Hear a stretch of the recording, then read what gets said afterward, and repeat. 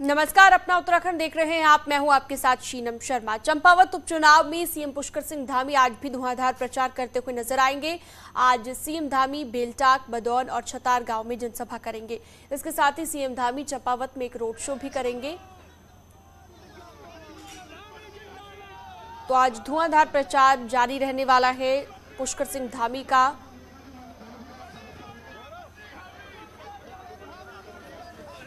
तो आज भी अलग अलग जगहों पर जाएंगे, लोगों से मुलाकात करेंगे। रोड शो भी आज रहेगा। और चंपावत में सीएम धामी का ये रोड शो रहेगा। तो पिछले कई दिनों से लगातार प्रचार में जुटे हुए हैं।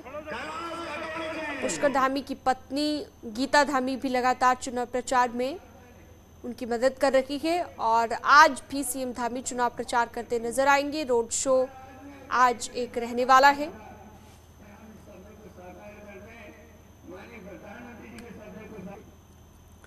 उत्तराखंड में ये सीजन पहाड़ी फलों का है, लेकिन सीएम धामी के उपचुनाव के बीच चंपावत में इन फलों का स्वाद और ज्यादा बढ़ चुका है। पहाड़ के इन रंग बिरंगे और रसीले फलों का स्वाद इन दिनों हर किसी की जुबान पर है। लेकिन सीएम धामी के चंपावत से उपचुनाव लड़ने के कारण चंपावत में इन दिनों फलों का स्वाद दोगुना हो गया है, क्योंकि चुनाव के चलते बहुत सारे लोग बाहर से यहाँ पहुँच रहे हैं, जो काफल से लेकर आड़ू, खुमानी और पल्म का स्वाद ले रहे हैं, जिससे फलों के दाम भी बेहतर मिल रहे हैं, बिक्री भी ज्यादा है।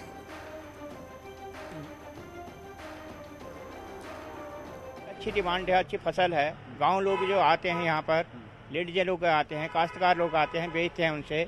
जो भी है 10-15 दुकानें चंपावत के अंदर में फल की लगी हुई हैं।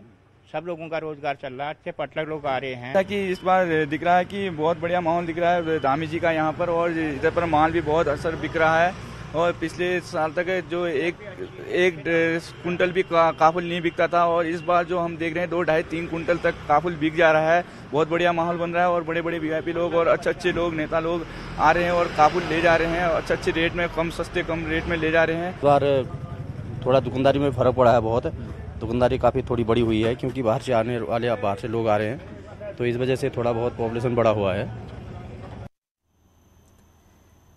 और अब बात चारधाम यात्रा की करते हैं। चारधाम यात्रा में श्रद्धालुओं की संख्या अब 11 लाख के पार हो गई है। अभी तक कुल 11,15,000 श्रद्धालुओं ने चारधाम में दर्शन किए हैं।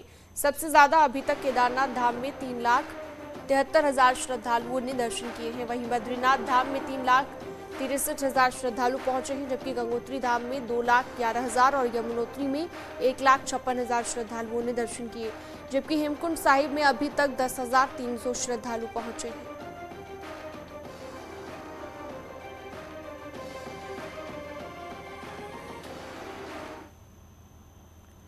वहीं चारधाम यात्रा में मृतकों की संख्या 92 तक पहुंच गई है। गुरुवार को चारों धामों में कुल 12 श्रद्धालुओं की मौत हुई, जिसमें यमुनोत्री में 5, बद्रीनाथ धाम में 3 और केदारनाथ धाम में 4 श्रद्धालुओं की मौत हुई है।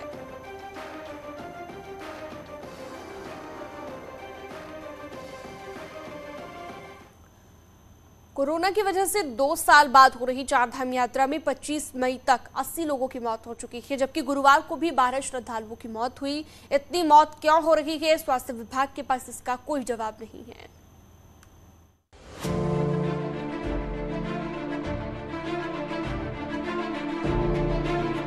तेईस दिन की चारधाम यात्रा में अब तक 80 लोगों की मौत हो चुकी है। 25 मई यानी बुधवार को तो 11 लोगों की मौत हुई। सबसे ज्यादा 5 लोगों की जान केदारनाथ धाम की यात्रा में गई। कोविड की वजह से 2 साल पूरे सीजन यात्रा नहीं चल पाई, लेकिन कोविड की मार के बाद हो रही चारधाम यात्रा में अब तक 80 लोगों की मौत का आंकड़ा चौंकाने वाला है। स्वास्थ्य विभाग का कहना है कि यात्रा से पहले चमोली, रुद्रप्रयाग और उत्तरकाशी में 50 साल से ज्यादा उम्र के लोगों की हेल्थ स्क्रीनिंग की जाए, लेकिन ऊंचाई वाले इलाकों में अब तक 80 लोगों की मौत का कारण क्या रहा, ये किसी को नहीं पता। ऐसे कुछ कारण नहीं पता चले हैं, क्योंकि अधिकांश हमारे अस्पतालों में मरे नहीं हैं, और अस्पतालों में केवल वो बॉडी डेड ही लाए गए। तो उसका मैम पोस्टमार्टम वगैरह ऐसे कुछ लोगों का पोस्टमार्टम हुआ है। पोस्टमार्टम में बहुत सारे कॉजेज नहीं रिवील होते हैं, और कुछ लोगों ने पोस्टमार्टम करने से मना किया। अधिकारी कुछ नहीं कहना चाहते, लेकिन हेल्थ एक्सपर्ट चारधाम यात्रा में मौत की बड़ी वजह कोविड के असर को मानते हैं। एक्सपर्ट्स के मुताबिक ऊंचाई वाले इलाकों में ऑक्सीजन की कमी का सबसे ज्यादा असर हार्ट, लंग्स और माइंड पर पड़ता है, और कोविड का असर भी इन्हीं अंगों में देखने को मिला। और कोविड में शरीर में ऑक्सीजन की कमी बीमारी का बड़ा लक्षण रही। इसलिए जरूरी है कि बीमारी के बाद ठीक हुए मरीज कम ऑक्सीजन वाले इलाकों में न जाएं।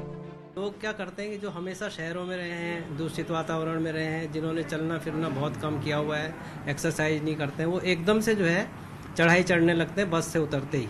तो उसमें उनकी तीनों चीज़ें जो है काम करना कम कर देती हैं। जनता से और जो यात्री हैं उनसे यही गुजारिश रहती है कि वो अगर इन 3 चीज़ों से ग्रसित है तो कृपया 4 धाम यात्रा से बचें। 4 धाम यात्रा के मुश्किल हालात जैसे ठंड, ऊंचाई, ऑक्सीजन की कमी पहले भी यात्रियों की मौत की वजह बनी है, लेकिन 6 महीने के यात्रा सीजन के शुरुआती 23 दिन में 80 लोगों की मौत ने सबकी चिंता बढ़ाई है। दीपांकर भट्ट, न्यूज़ 18, देहरादून। पहाड़ में पर्यटन पीक पर है तो साइबर ठगों की नजरें पर्यटकों और होटल मालिकों की जेब पर है। ठग फर्जी वेबसाइट तैयार कर पर्यटकों को चूना लगा रहे हैं। नैनीताल के होटल मालिक साइबर ठगों के रडार पर हैं और होटलों की फर्जी वेबसाइट तैयार कर साइबर अपराधी पर्यटकों की जेब पर डाका डाल रहे हैं और पर्यटकों को फर्जी तरीके से नैनीताल घूमने भेज रहे हैं। पर्यटक इस खेल को तब समझ पाते हैं जब वो नैनीताल पहुंचते हैं और होटल मालिक से रूम बुकिंग की बात कहते हैं। कई बार तो दोनों में झगड़े की नौबत तक आ चुकी है। गूगल जैसे कंपनी है, बड़ी कंपनियों का नाम यूज़ करके इसमें साइबर ठगी की जा रही है और लोगों की पूरी होटल की आईडी को हैक करके इसमें बुकिंग्स ली जा रही हैं और उन बुकिंग से पैसे खुद वो अपना अकाउंट खोल के इसमें कलेक्ट कर ले रहे हैं, जिसमें होटल वाले के नॉलेज में कुछ भी नहीं रहता है। और जब वो यहाँ पे पहुँच रहा है, कस्टमर टूरिस्ट यहाँ पे पहुँच रहा है, तो उसको बुकिंग कहीं पर नहीं मिल रही है। दरअसल पिछले कुछ समय से अपराधियों ने साइबर क्राइम को नया ठिकाना बनाया है, जिसमें बंदूक दिखाकर लूट का झंझट भी नहीं रहता है और मोबाइल लैपटॉप के जरिए सीधे बैंक अकाउंट को खाली किया जा रहा है। इन ठगों का तंत्र इतना बड़ा है कि पुलिस के लिए भी ये चुनौती बने हुए हैं। इस तरह की फेक वेबसाइट से बुकिंग करते थे, अभी हेलीकॉप्टर की बुकिंग, उनको अभी हम लोग अरेस्ट करके लाई हमारी एसटीएफ। ऐसे ही होटल के नाम की फेक बुकिंग जिन्होंने की थी, एक गैंग हमने पकड़ा है।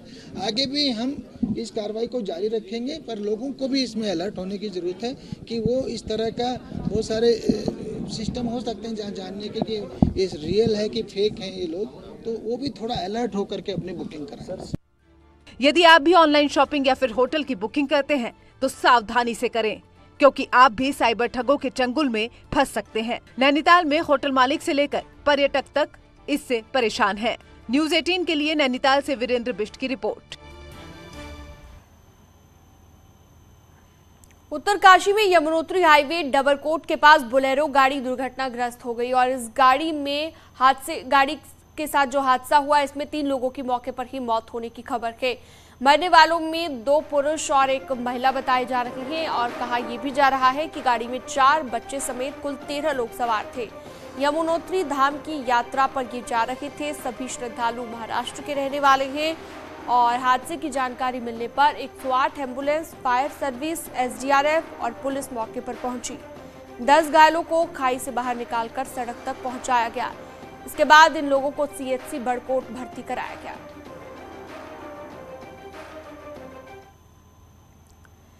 लोकसभा चुनाव भले ही काफी दूर हो, 2 साल का भी वक्त हो, लेकिन बीजेपी अभी से चुनावी तैयारियों में जुट गई है। बीजेपी कितने माइक्रो प्लान के साथ अपनी चुनावी रणनीति को अंजाम दे रही है, देखिए।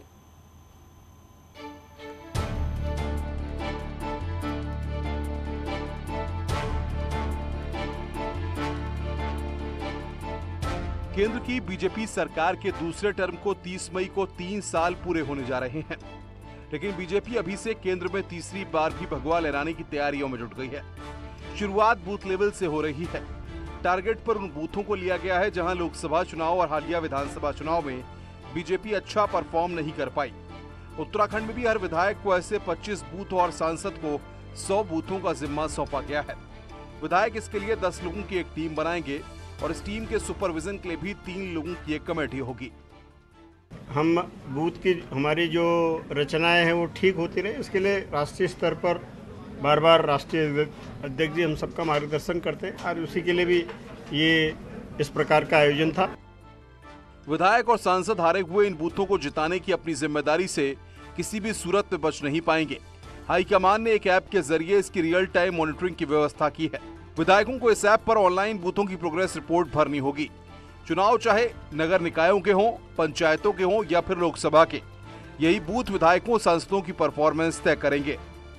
इसी के निमित्त हमारा लक्ष्य है 2024 का चुनाव, और 2024 से पहले हम उत्तराखंड की बात करते हैं तो हमारे पंचायत के चुनाव भी होंगे और हमारे नगर निकाय के चुनाव भी होंगे।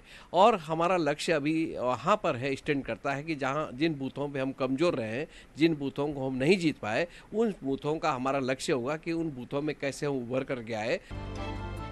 बीजेपी के राष्ट्रीय अध्यक्ष जेपी नड्डा गुरुवार को बूथ सशक्तिकरण के इस अभियान की शुरुआत कर चुके हैं।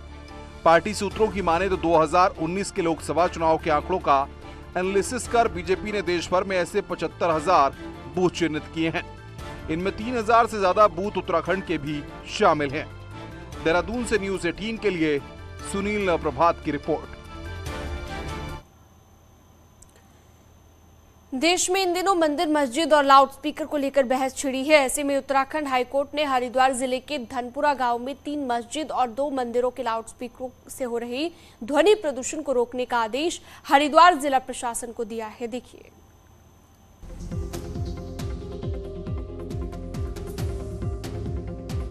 हरिद्वार के धनपुरा गांव में रहने वाले 72 साल के तालिब हसन और 34 साल के अमित कुमार यूं तो अलग अलग समुदाय के हैं, लेकिन बुजुर्गों के स्वास्थ्य और बच्चों की शिक्षा को लेकर दोनों एक जैसी राय रखते हैं। तालिब हसन और अमित कुमार का कहना है कि उनके गांव में मस्जिद और मंदिरों के लाउड स्पीकर से पैदा होता ध्वनि प्रदूषण बुजुर्गों के स्वास्थ्य, बच्चों की पढ़ाई लिखाई के लिए ठीक नहीं है। लिहाजा दोनों ने उत्तराखंड हाईकोर्ट में इसके लिए जनहित याचिका दायर की थी। 2 साल से पहले कुछ नहीं था यहाँ। 2 साल से इन लोगों ने मंदिर मस्जिदों में सिस्टम को बदल दिया। जिस टाइम मर्जी आए माइक चला देना, और 4-4 घंटे मंदिर में भी, और यहाँ तो सुबह 6 बजे से लेकर दिन 6 बजे तक मस्जिद में ये हालात हैं। कोई भी टाइम नहीं होता, कभी भी शुरू हो जाते हैं। इतना फुल वॉल्यूम कि ज़बरदस्त वॉल्यूम बढ़ा रखा है। क्या परेशानी होती है इससे कि छात्रों को जैसे ऑनलाइन पढ़ाई होती है तो जिस टाइम ये बसते हैं तो ऑनलाइन पढ़ाई नहीं हो पाती, और छोटे जो बच्चे हैं जो रात को सोते हैं, जब भी कोई अनाउंसमेंट होता है तो डर जाते हैं बच्चे। हाईकोर्ट ने इस पर फैसला सुनाते हुए कहा कि किसी भी धार्मिक स्थल पर 5 डेसिबल से ज्यादा ध्वनि प्रदूषण नहीं होना चाहिए, और अगर धार्मिक स्थलों में इससे ज्यादा ध्वनि प्रदूषण होता है तो उसे रोकना प्रशासन और सरकार की जिम्मेदारी होगी। उत्तराखंड हाईकोर्ट ने 8 अप्रैल को अपना फैसला सुनाया, और अब हरिद्वार के डीएम विनय शंकर पांडे जल्द से जल्द कोर्ट के आदेश का पालन कराने की बात कह रहे हैं।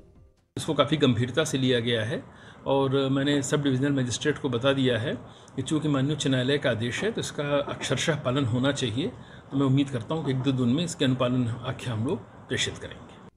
देश में चल रही मंदिर, मस्जिद और लाउड स्पीकर की बहस के बीच उत्तराखंड हाईकोर्ट का मंदिर और मस्जिद दोनों से लाउड स्पीकर हटाने या आवाज नियंत्रण कराने का फैसला काफी अहम माना जा रहा है। अब देखना होगा कि प्रशासन लोगों के विरोध के बिना धार्मिक स्थलों से ध्वनि प्रदूषण कम करवा पाता है या नहीं। न्यूज़ 18 के लिए हरिद्वार से पुलकित शुक्ला की रिपोर्ट। और यहाँ रुकते हैं एक छोटे से ब्रेक के लिए।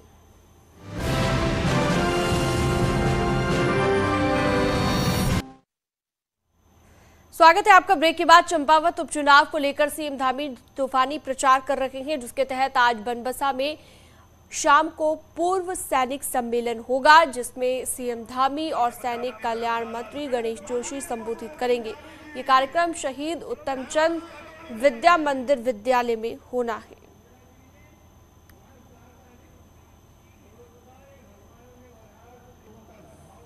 यूपी की तर्ज पर उधम सिंह नगर के रुद्रपुर में प्रशासन ने सद्दाम हत्याकांड के मुख्य आरोपी नवाब अली पर बड़ी कार्रवाई की है। गुरुवार सुबह नवाब को सलाखों के पीछे भेजने के बाद शाम को प्रशासन बुलडोजर लेकर उनके घर पहुंच गया। एसडीएम और सीओ की मौजूदगी में खाद्य आपूर्ति विभाग की जमीन पर अवैध रूप से बने नवाब के गोदाम को ध्वस्त कर दिया गया। उसके बाद बगल में अवैध रूप से बने मकान को भी जेसीबी ने तोड़ दिया। मकान में रह रहे किराएदार को सुरक्षित बाहर निकाल लिया गया।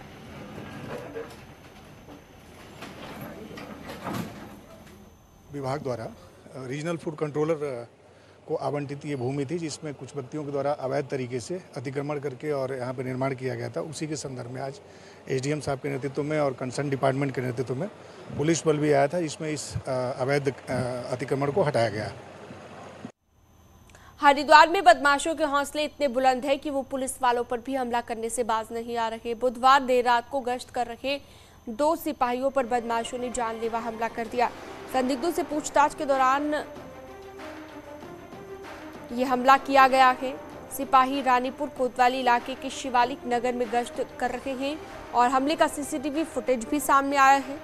हमलावर सिपाही पर हमला करते हैं और फिर मौके से फरार हो जाते हैं। एक सिपाही को गंभीर चोटें आई हैं, जिसे इलाज के लिए ऋषिकेश रेफर कर दिया गया। में जो शिवालिक एरिया है, इसमें रात को हमारी जो चेतक है ये गश्त पर थी और इसको कुछ संदिग्ध लोग दिखाई दिए। जब उन संदिग्ध लोगों को कॉर्डन करने का प्रयास किया गया तो उनमें से उन लोगों ने जो पुलिसकर्मी उन पर हमला कर दिया था, जिसमें पुलिसकर्मी के चोट आई है, जिसको कि हमने अस्पताल को रेफर किया हुआ है। बदमाशों में से 2 बदमाशों को हमने आइडेंटिफाई कर लिया है। हरिद्वार के लक्सर में 2 लड़कियों के बीच मारपीट का वीडियो तेजी से वायरल है। लक्सर के अहम बाजार मार्ग के बाहर 2 लड़कियां एक दूसरे को लात घुसों से पीटती नजर आईं। एक लड़की ने दूसरी लड़की को जमीन पर लेटाकर खूब पीटा। हाई वोल्टेज ड्रामा काफी देर तक चलता रहा। वीडियो में बचाव करने आने वाले लोगों पर भी हमला किया गया और ये भीड़ भी यहाँ पर नजर आ रही है। लड़की जो एक दूसरे को पीट रही हैं, ये मामला बताया जा रहा है प्रेम प्रसंग से जुड़ा हुआ। लक्सर कोतवाली पुलिस ने वीडियो और मारपीट की घटना की पुष्टि की है। हालांकि मामले को लेकर पुलिस को अभी तक कोई शिकायत नहीं।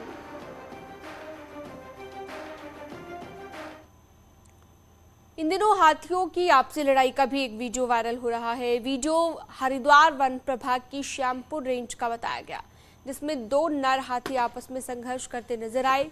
ये सीजन गजराजों के आपसी संघर्ष का सीजन माना जाता है। इस सीजन में मादा को लेकर विशालकाय गजराज आपस में भीषण संघर्ष करते हैं, क्योंकि इस दौरान बाहुबली गजराज झुंड पर काबिज होने के लिए आपसी संघर्ष करते हैं। कभी कभी ये संघर्ष कई दिनों तक चलता है, कभी कभी मौत भी इसमें हाथियों की हो जाती है। फिलहाल वन विभाग को इन पर नजर रखने और इनको आबादी क्षेत्र में जाने से रोकने के लिए टीम बनाई गई।